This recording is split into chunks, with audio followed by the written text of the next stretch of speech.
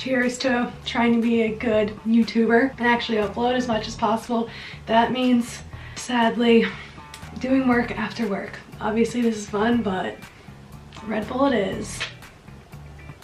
Hello everyone, we're doing a video today on my favorite topic in the world, electric forest. I thought it'd be super helpful to break down the electric forest stages so you know what you can expect at each stage. I could have used a video like this when I was going to Coachella a month or so ago. I was looking up in all these different places about all the different stages, so I thought I got the info, I'm gonna put in a video for everyone. So without further ado, let's get into it. So I think I'm gonna go in order with the biggest stages down to the smallest, less common stages. The first stage on the list is Ranch Arena. This is the main stage at Electric Forest. This is where the acts that make Electric Forest what it is. Really what makes Electric Forest what it is Bass Nectar and String Cheese Incident. Not in that order. Honestly, I like Bass Nectar more, but String Cheese is like the heart of Electric Forest. They have 3 sets and I'm gonna tell you, you have to go to Saturday night at least. So I've seen other big acts here, like I've seen Odessa, Rufus Du Sol, Zoo. There's a lot of jam bands and a lot of the headliners take place here. This is a really cool stage because it has a great production and design at it. There's always great, interesting lighting. The location of it is pretty good. It's about a 15-minute walk from the venue entrance and it's right in the center. Forest is like a path, so where the entrance is right here, there's stages all along the path until you get to the back area, so this is right in the middle of that path. The area around the stage is also really great. There's great shade because it's engulfed in trees. The stage is at the bottom of a very small hill, but in the back it like scoops up a little bit, so it's great for people in the back. You can still see even with a huge crowd in front of you. There's trees all along the side and the back, so this creates sort of like an amphitheater, so the sound here is amazing. The trees also provide great shade and it gives you an opportunity to set up hammocks. There's random trees actually in the middle of this field. If you get there early enough, you can set up your hammock there and chill there for the whole day. The entrance to the forest is right behind it. This is the only way to get into the forest from the entrance. There's tons of food vendors. Everything about this stage is awesome. Another huge pro at Ranch, and something I'm absolutely obsessed with, if any of my friends are watching this, they know, there's flushable toilets at Ranch, which is an actual game changer if you are extremely bothered by porta potties like I am. This is definitely one of my favorite stages at all of Electric Forest. The next group of stages I'm going to be talking about are the other 2 major stages. I'm going to talk about my favorite one out of these 2 first. Sherwood Court is my next favorite. So that one is the one that's all the way in the back. You have to go through Sherwood Forest to get there. Probably about 20 to 25 minute walk from the entrance, so if you have a setback here, you need to make sure you give yourself enough time to get through the security line and get all the way back there. There's definitely major acts here and there's headliners here. It's more of a vibey area. Like I've seen Flume here, I've seen the Floozies, I've seen like a ton of funky artists back here. I think I saw Grammatic there, I've seen Big G there, Hermitude, Rufus Du Sol there one year too. Then I've also seen sets like Waka Flocka Flame and like other. So this one has a pretty basic stage design. There's nothing special about it. It's, like I said, a huge stage, but there's no points of interest necessarily on the production side of the stage. The other entrance, I don't know, you can either consider it the entrance or the exit. You have to walk all the way through Sherwood Court, like I said. If you're at one of these back stages, this is the second entrance to get back to camping. It has a really great view of this at night, so when the sun's setting or at night, you can turn around and see all the trees lit up by the forest, and it's really magical. You don't get the same view at Ranch. So Sherwood Court also is pretty flat, has a little bit of a hill in the back, which makes it easier to see. It's pretty spacious, just like Ranch. Another great pro is it has tons of bathrooms, it has the craft beer tent back there, and it's right next to 2 other stages. There's tons of food vendors too. Moving on to the other big stage, Tripoli. This one is probably, I'm not gonna lie, my least favorite stage. By that I mean it's still a 6th stage, but out of all of them it's my least favorite. And it seems like that's a common consensus between my friends and like what I read online too. So Tripoli hosts really big acts as well. I don't think there's ever really like headliner, like it's never like the biggest at the end of the night, but there are bigger names. It's not only small people. There's a lot of heavy bass music up at Tripoli. So Tripoli is the first stage when you first enter in from camping. So this is a like literally 0-minute walk. You walk in and you're at Tripoli, you're hearing the music. This is a very flat open field. There's no hill at all on this one. In the back there's a ton of food and drink vendors and like water station and all that. There's bathrooms as well, and by bathrooms I mean porta potties. Even though this is my least favorite stage, it actually is the coolest stage design, which they probably do on purpose because they know it's kind of, I'm assuming they kind of know it's not the best spot for a stage. It always has really intricate designs. Last year it was like 2 faces on the side, like 2 massive heads, and they also have these like art installations that create shade that are really sick. It's rained 2 of the years I've gone to Electric Forest, and both times this area in particular has gotten severely muddy and like made no returns after it rained. It was tough. Like I said, it's right when you enter. There's trees lining one side, but the other side there's no trees. There's just a gate that divides the camping grounds and the festival grounds. So this area doesn't have an enclosed area that will keep the sound in. So there is a lot of sound leak in my opinion. It's fine because it's not leaking from other stages because the trees are still in between this stage and the next stage, which is Ranch. Yeah, the sound is not stuck together. I am not a sound engineer. I don't know the scientific terms like that much about it, but all I know is it's quieter and you can hear the stage from the camping area. I've seen Rusco, back-to-back Caspa, Jaws, G. Jones, I believe Bauer was here one year. 2 other things that are really great about this stage are Bass Rush is always held here. This year I believe it's on Thursday, and the Ferris wheel's here. And like I said, you just get to jam. You always are jamming out to this as you're walking in because it's the first stage you go by and there's no avoiding it. Also, this stage has the latest sets. The last set of the night, the last set playing, there's always one that goes like probably half hour later than the rest.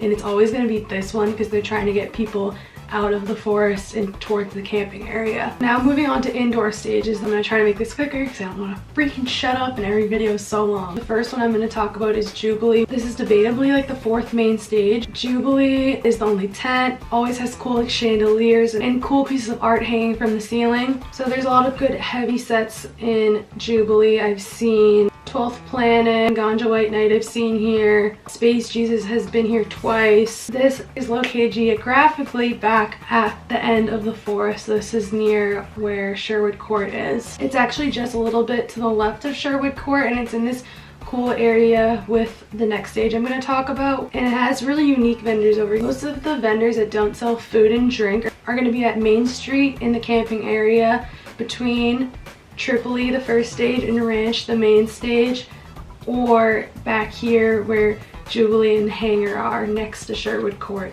I hope that's not all a foreign language to you because you don't know the names of these stages because you haven't been there, but bear with me. So since this is in the back again, it's 20 to 25 minutes to get there. So these are still pretty big acts. If you want to see someone usually big for not being at one of the 3 main stages, like, you have to get there early. The first year I wanted to see Space Jesus. We got there right as it was starting and like we weren't getting in. Like there was like 20 people back from the edge of the tent. We could barely hear anything, definitely couldn't see anything, and we ended up leaving. I went to Space Jesus last year. I did not make the same mistake, but that can still happen, so get there early if there's someone big there. So the Carousel Club, I spent probably 30 minutes in there last year, and it was the first year they had it, so I don't know a ton about it. I almost spilled this. This is a very small stage in the back of the hangar. The hangar is another tent, but it's like this like concept area where they have like beauty parlor, and it's like a show that you can interact with like the characters and stuff. I don't know, you have to go see it yourself. It's so sick, don't miss that. So if you go in the back, it's the Carousel Club, and this is where there's more unique, funky, old school shows. It honestly kind of feels like a restaurant or like a theater in the back, and it's very like intimate and cool vibe. I've never been to a festival that has a stage like this before. So once again, it takes like 20 or 25 minutes to get there because it's in the back with Jubilee, the tent, and Sherwood, one of the main stages. There's no windows here, and it's like a dark enclosed area, which is pretty cool to get cooled down and like get a break from the sun. It's easy to get alcohol and stuff here too because there's a bar right there. When I went, there was almost no one there. It was so sick. Definitely a good spot to chill and get a break. This year, Studio 54S is there, one of the curated events, and it's like a disco theme. Obviously that goes with kind of what I said about like the unique sound to the people that play here. So finally, the last group of stages are going to be the stages within the forest. So the first and the biggest one is the Observatory. Somehow I've never seen a set there, but the stage is so sick. I've like walked through it when people aren't playing. This is right smack dab center in the middle of the forest. It's so cool. It has different layers. You can climb up the sides and get onto viewing platforms. This stage is about 15 to 20 minutes from the entrance. Something that's cool about this stage is it's really like a piece of art within itself. You'll have to see it for yourself to know what I mean, but it has a whole vibe being there. Kind of like any stage right within Sherwood Forest, but this one in particular I think is the coolest stage at the forest, even if I haven't freaking seen a set there. There's also like boutiques and shops within the Observatory, so you should check those out too. At the Observatory they've had acts like Mersive. They were supposed to have Closey there last year, but got moved, and some other, clearly there's not a lot of people I want to see, so I can't think a ton off the top of my head, and that's why I've never seen a set there yet, but those are a couple to get an idea. The next stage is the forest stage, and this stage has housed some of my favorite sets I've seen forest to this day. The forest stage is kind of more funky, chill vibes by day, and then more house vibes at night. This is a pretty small stage, and it's kind of isolated into a pocket on the side in the forest. Don't sleep on this stage. Go to a set at the forest stage, even if there's no one you want to see there. That's what I'm going to do this year between forest and the Carousel Club and the Observatory. I'm going to see a set at every single one of these stages no matter what. If I don't know a single person playing at one of these stages, I'm still going to go to a set. There's pretty small acts here. I went into the forest and we heard music we kind of thought sounded cool, and we ended up staying, and now it's an artist that I've gone back to see year after year at forest. It's so fun.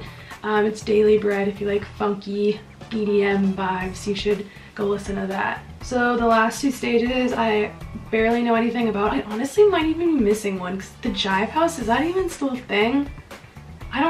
That's something that used to be, or maybe still is in the forest, whatever. Moving on. I might be missing one, is my point. The next one is the Grand Artique, and this is located at the Trading Post. I'm like kind of confused about this whole thing, because some of these stages, like I said, change. But this is, again, within the forest. It's 15 to 20 minutes from the entrance. It's a very small stage. I think it has a talent show here. I don't know. It's kind of confusing, but find the Trading Post and you'll see it. Finally, the last, it's not even a stage, but place to listen to music, is the silent disco. So there's going to be people just playing DJ sets here, and there's also going to be really small acts. Like last year I missed it, but me and my friends really wanted to see, shoot, what's his name? K-Lab. Saw K-Lab there. He plays the guitar. He also has some funky tunes, but yeah, he is a full-blown DJ that plays actual instruments, and he was at the silent disco. But nevertheless, stroll through the silent disco whenever you get a chance. Grab some headphones and just have a little dance party with your friends. There's nothing much to say about it. It's just an area enclosed within the forest. There's not like a real big stage or anything, but it's worth mentioning. Hopefully this will help you get an idea of what to expect at Electric Forest as far as the stages go. You know what kind of vibes are going to be at each one, what they look like, how long it's going to take to walk to them, and the pros and cons of all of them. I hope everyone's getting excited for Forest. I know I am. Me and my friends always say this is like Christmas. This is the feeling I have inside is the only comparable to what it feels like in December leading up to Christmas as a kid. We're almost back where we belong. As corny as it sounds, we're almost home, baby. I hope to see all of you there. If you see me, come please say hi. I'd love to meet some of you guys. A couple years ago I met some of you guys, but hopefully this year with me putting out more videos related to Electric Forest, I can meet some more of you. Shout out Katie if you're reading this. She was one of the people that said hi to me a few years ago. We ran into each other at an RV set, and it's like, hey, are you Ashley? And at this point no one had recognized me before. I'm like, I didn't realize my one video would have made me worthy to be recognized, or that someone would have remembered seeing me in that one video. She remembered my name and everything. Then we like kind of had a moment. We got to dance with each other at the RV set. I think that was the night that we saw 12th Planet in Minnesota at the RVs. So yeah, that was so nice. And like, she still talks to me on Instagram and stuff, and we're planning on meeting up at Electric Forest this year. So please, please, please come say hi to me. And I hope my videos are helping you prepare, and please get excited because this is going to be the best weekend of your life. I promise. I swear to God, it's going to be so much fun. All right.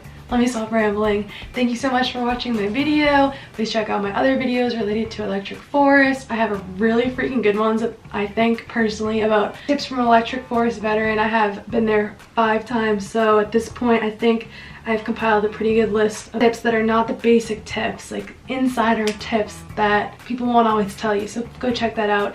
Check out my other electric forest related videos. Alright, that's it. Thanks so much for watching. I'll see you next one. Bye!